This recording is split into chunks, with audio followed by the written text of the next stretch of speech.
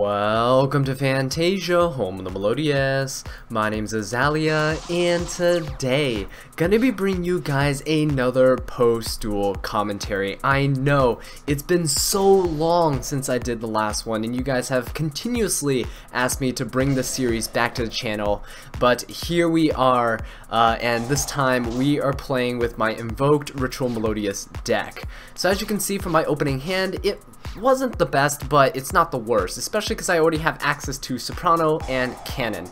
Ideally, I would hopefully have something like pre-preparation of rights so I can use the Ben 10, go for searches, and extend my potential plays. But for now, I can make a rank 4, or I can go for a Shiberta. So I am playing against a guy who's using his Felgrand deck, and I believe he's using the level 4 Paladins and things like that as well. He's playing Divine Dragon Felgrand, Archbrave Dragon, and he's teching in Leviathan, which is the Dragoonity that you see on his side of the field right now. And if you're unfamiliar with Leviathan's effect, it's whenever it's normal or special summon, you can actually equip one of your Dragon type monsters in your graveyard and equip it to it as an equip card. So it has an amazing loop with Archbrave Dragon, and Archbrave Dragon says that if this card is sent to the graveyard, during the next standby phase, you can target one level 7 or 8 Dragon type monster in your graveyard and special summon it.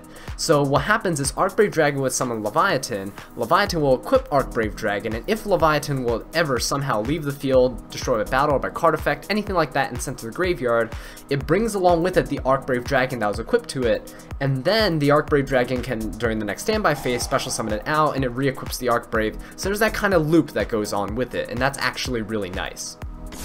Okay, so here I normal summon the Soprano and I special summon the Cannon, and I actually decide to go for the Shiberta instead of the rank 4. I would have gone for Castel to try to break his loop, but I was really afraid that his back row might have contained something like Revival.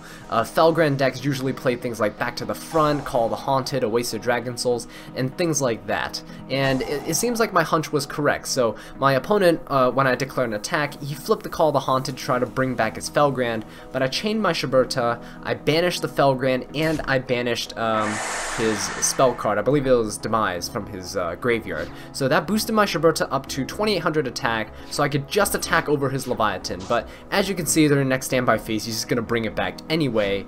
So really all I did was a little bit of chip damage. Now, originally I was going to just go in with my Shiberta, and if he didn't have the Call of the Haunted, I would have dropped the Honest, and that would have dealt a lot of damage to him. And I would have saved my banish effect, so that when Leviathan and Archbrave Dragon were both in the graveyard, along with the Felgrand, I could use Shiberta's effect and banish all 3 of those.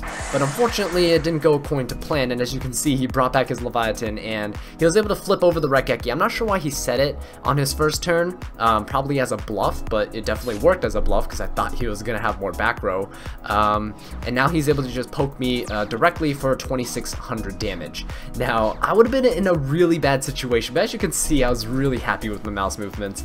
I top decked the best card I could have top decked in this situation, which would have been Cannon, the Melodious Diva. Now, look guys, if you cherish an archetype enough and you dedicate your time and energy to it, the archetype will love you back, okay? And it will definitely repay you during your duels. So here you can see the spirit and the power of Melodious coming through. I have Shiberta and Cannon on my side of the field, and I'm actually going to go into my battle phase and use that Honest in my hand and just attack over my opponent's Leviathan. It was the best course of action, and I get more damage out this way. I have potential 2800 damage on board with my Soprano and Cannon compared to the 2400 that my Shiberta has. So even under max C, it doesn't really matter. I'm only giving my opponent 1 draw anyway, and it's really important to go for the Shiberta here so I can just banish his Archbrave Dragon, I can banish his Leviathan so he doesn't have that loop anymore. Now, I made a slight mistake and I banished my opponent's max C in the graveyard. I probably should have left it there and banished the Rekeki instead, mostly because the fact that I'm playing Invoked, and having the max C in my opponent's graveyard gives me access to things like Magilancia if I were to go for my fusion plays. So because I banished the max C, really the only monsters that are in circulation now are light monsters, because as you can see, Paladin of Felgrand's light, Divine Dragon Felgrand's light, and of course all my Melodious stuff is also light. So if I ever draw into, let's say, a terraforming like here, and I go for Magical Meltdown, I'm basically limiting myself to the options that I have available to me. But I know you guys have been saying like, oh, your deck's not really a Melodious deck and all that, but as you can see, Melodious actually put in a lot of work against the right matchups.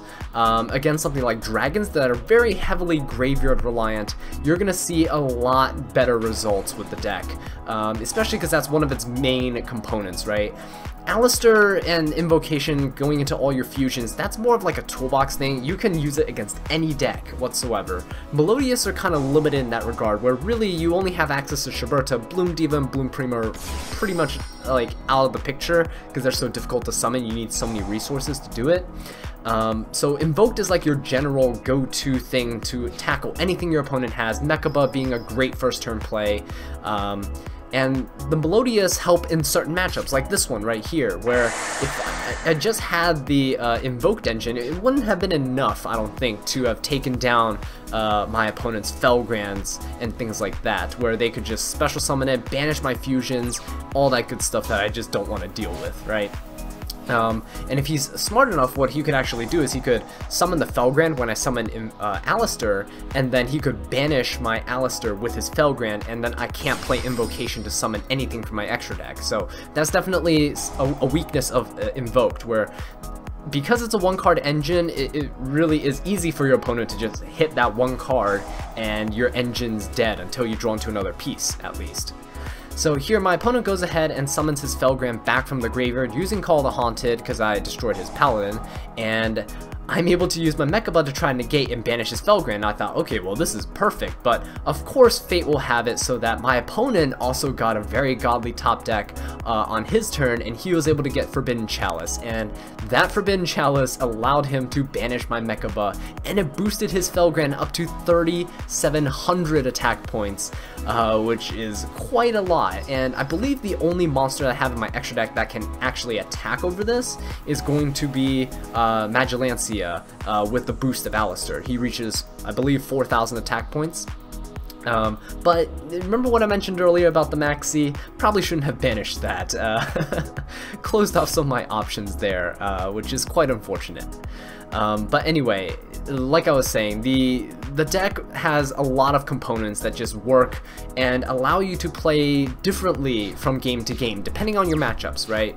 So this was a very graveyard reliant deck. You can see the Melodious put in a lot of work. Shibertas kept coming out over and over, but now I'm in a tricky position. I don't have access to my Melodious monsters anymore. They're all in the graveyard, and I don't have enough spells to use my Ritual Sanctuary for, to bring back my Soprano, to add the cannon back to my hand, and all that good Melodious loop stuff that I always talk about in my deck profiles, right? But you guys actually get to see it in action here. So I have 2 Ritual Sanctuaries in hand. They pretty much seem dead, so I was like, well, I need to get enough spells. I believe I had a Terraforming in the graveyard, and that was it. So if I activate this Ritual Sanctuary, it puts the Magical Meltdown in there, so that's 2 spells. Now, I need to get 2 more spells in order to go ahead and special summon my Soprano from the graveyard. So I was about to use my Ritual Sanctuary to pitch the one I had in my hand, but I was like, wait a second. I can normal summon the Alistair, and this doesn't seem like an ideal play at all. I can normal summon the Alistair, search out the Invocation, right? And with the Invocation in hand, I can actually activate the other Ritual Sanctuary, putting the first one into the graveyard. Now I have 3 spells in my grave, and now I can use Ritual Sanctuary's effect to discard the Invocation, putting the 4th spell that I need in my graveyard, and now I can search out whatever I want. And I could search out Himmelite, so I have like continuous spell cards to just discard and recycle and just keep throwing things in the graveyard Ritual Sanctuary every turn, but I decided to go with Saravis because Saravis gives me protection from things like Divine Dragon Felgrand, where they target to banish something on your side of the field. Felgrand can banish from the graveyard, but let's say if he was trying to banish something from the field, I could use Saravis and protect it. So that was my train of thought in case something goes wrong, right? In case he top decks a Miracle or some tech card that's really crazy. But anyway, the important thing is that I got 4 spells in the graveyard, and I'm able to use Ritual Sanctuary's effect to special summon the Soprano back from my graveyard by shuffling those 4 spells back in. So the Invocation, even though it it was discard to the graveyard, it was shuffle back into my deck, so I have the potential to draw it again, Alistair can still search it, and all that good stuff. There's a lot of neat little synergy like that throughout the deck, and I really love it. So I'm able to special summon the cannon out of my hand, and now I'm able to go for rank 4. I just debating what should I go for. Of course, the optimal option would be to go for Castell. You can just attach 2 materials and shuffle the Felgrand back into the deck. Now, I was also just looking at my opponent's field. I was like, oh, well, he has a Call of the Haunted. Should I shuffle the Call of the Haunted back or anything like that? But, of course, that's not going to be the optimal play. You want to shuffle back the Felgrand, so he could potentially draw into it and brick. If he top decked into a Call of the Haunted, he could set it, and then on my turn, he can summon a Felgrand back, and it could potentially try to banish something. So, that's not a good idea. Now, I use the Soprano and the Alistair as materials. Alistair, of course, you just want him in the graveyard. If you top deck an Invocation, anything like that, you can just banish him from the graveyard as the material for your fusion summon. But the reason I went for Soprano is because Cannon's effect actually, surprisingly, comes into effect when you're really low on life points like I am against a deck that's just with a bunch of beat sticks, right? So 1700 life points is not too much, but Cannon has the ability to put herself, or at least another Melodious monster you control, into defense mode. So I'm able to put her into defense mode just to curl up, turtle up, make sure my opponent cannot deal the extra damage to me. It wouldn't make sense to just keep Soprano on the field because they have the same attack points, and Soprano is just more vulnerable. She's just going to sit there in attack position and be easy to attack over from my opponent. But Castell, 2000 attack, even if he top decks like Paladin of Felgrand, he won't be able to attack over my Castell. So that was my train of thought, and I also have Sarvis in my hand to stop any targeting shenanigans. So here, it's really just waiting to see what my opponent has in store for me at this point, but my opponent just draws a card and sets it. So I'm thinking, okay, he probably drew into like Paladin of Felgrand or something, just wants to set it. See if I forget to put the cannon into attack mode before I enter my battle phase next turn, something like that. And he was taking a while, so I don't know if he was like considering quitting or if he was just like thinking about the potential ways he could play around my field or bait me into thinking something. But anyway, all of that aside, I drew into a Raigeki, and Raigeki was actually perfect for sealing the deal, because as you can see, he has Keeper of the Shrine set in defense mode. So he had the perfect set monster that Castell couldn't attack over, that Cannon couldn't attack over. But fortunately for me, I used the Raigeki. I thought about saving it in my hand. I was like, it's gonna be overkill, but I'm really glad that I ended up using it. And that pretty much seals the deal. Cannon going in for the last bit of damage. So yeah, anyway, thank you all so much for watching this video. I really do appreciate it. If you enjoyed it or found it helpful, please leave a like, subscribe for more Melodious content, and leave a comment down below letting me know what I can do to improve. And until next time, take care.